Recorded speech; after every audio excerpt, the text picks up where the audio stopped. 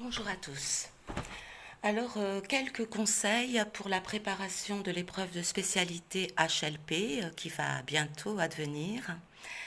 Euh, une petite, euh, une petite dédicace à mes élèves de cette année que je n'ai pas eu le temps de connaître vraiment.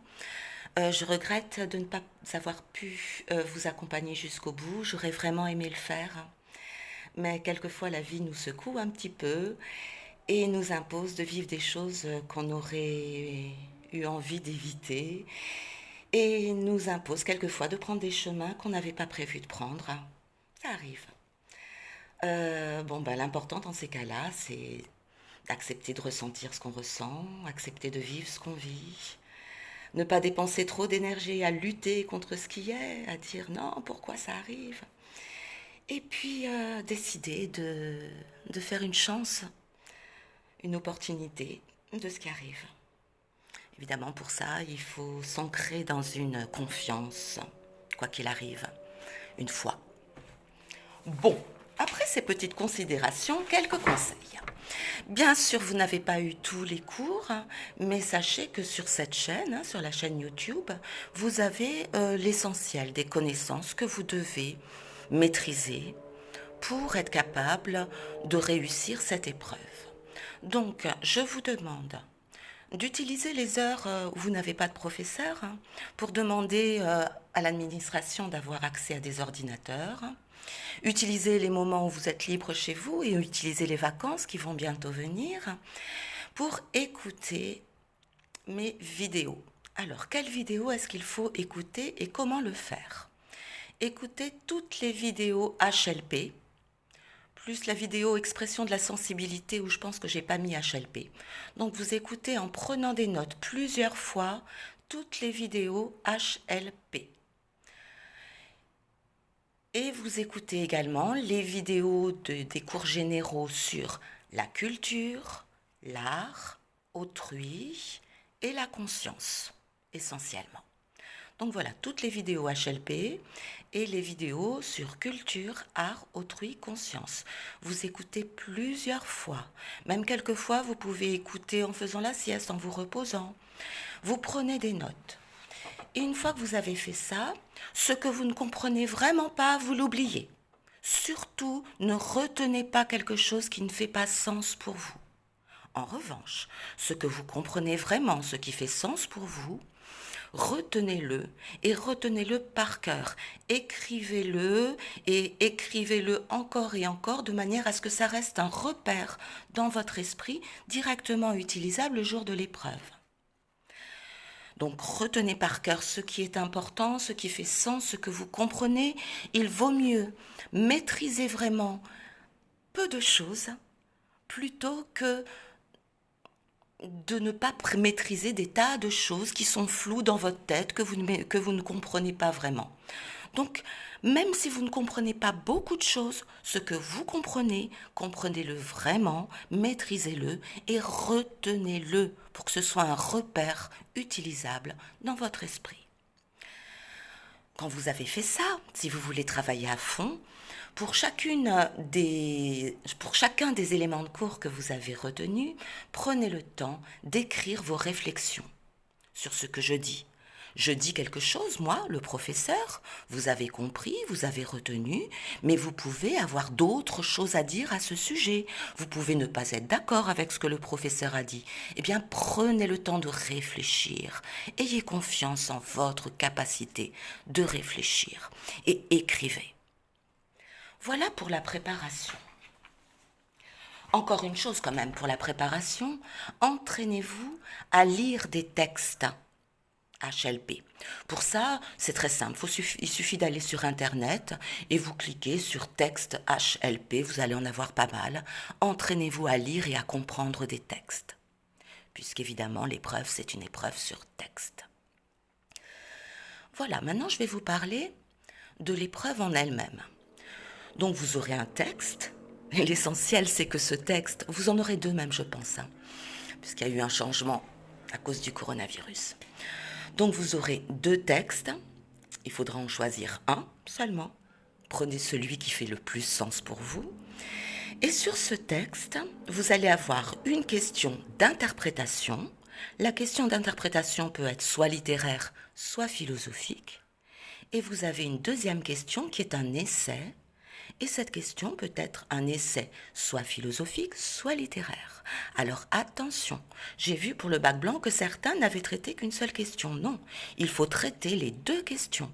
La question d'interprétation, littéraire ou philosophique, et la question essai, littéraire ou philosophique. Donc il y a bien deux questions à traiter le jour du bac.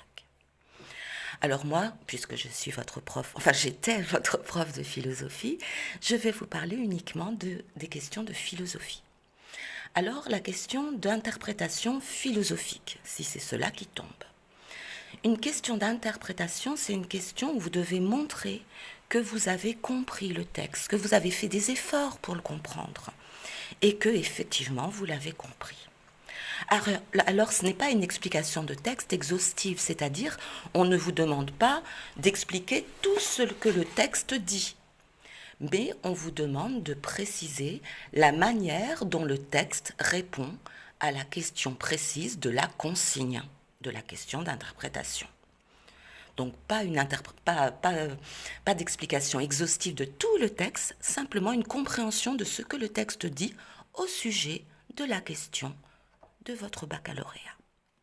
Alors, il n'y a pas de méthode précise, mais en gros, vous devez montrer que la question est comprise. Et évidemment, pour montrer que la question de la consigne est comprise, vous devez montrer que les termes importants de la consigne sont compris. Et évidemment, pour ça, vous devez avoir un certain nombre de connaissances, donc utilisez votre cours. Reformulez la question, vous devez bien prouver au correcteur que vous avez bien compris ce qu'on vous demande. Et ensuite, dans un premier temps, vous pourrez résumer la position de l'auteur par rapport à la question.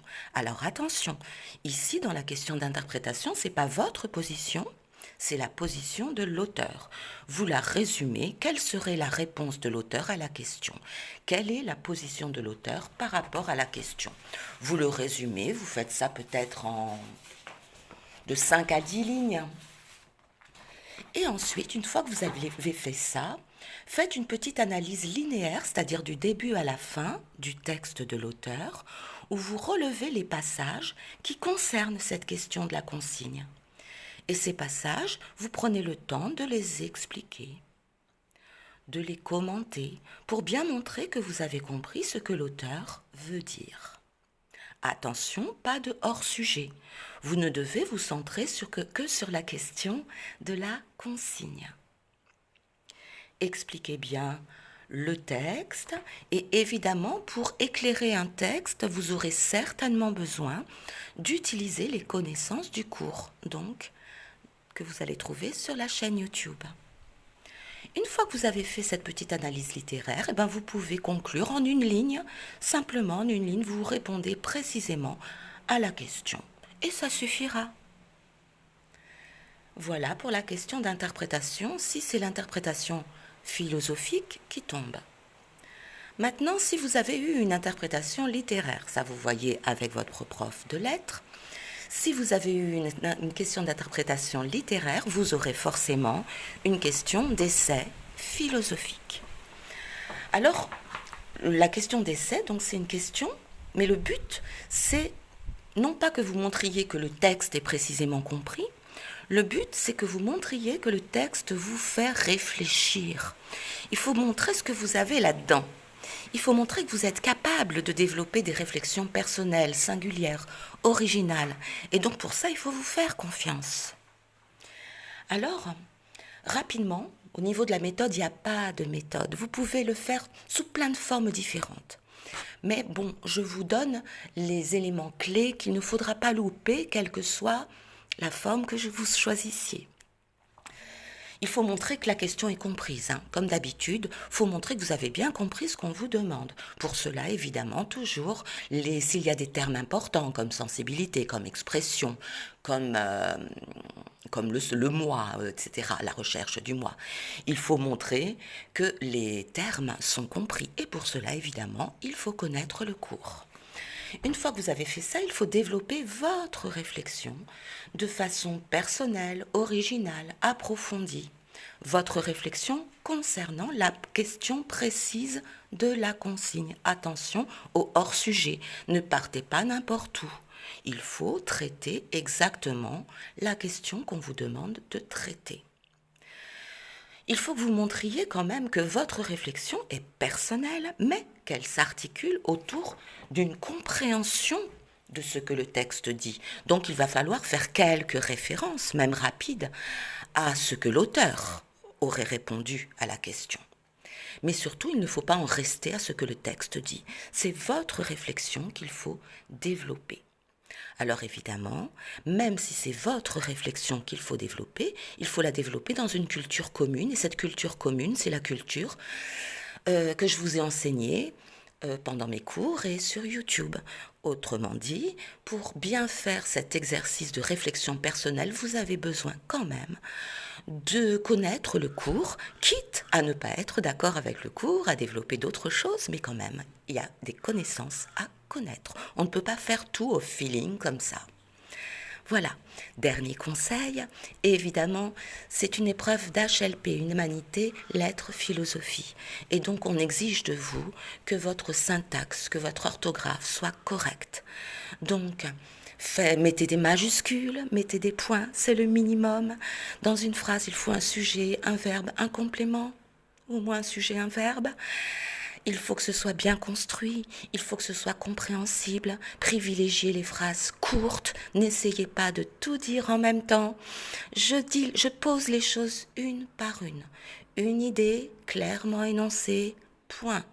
Puis, je vais rajouter l'idée qui s'articule, majuscule, et une autre idée qui s'articule, point.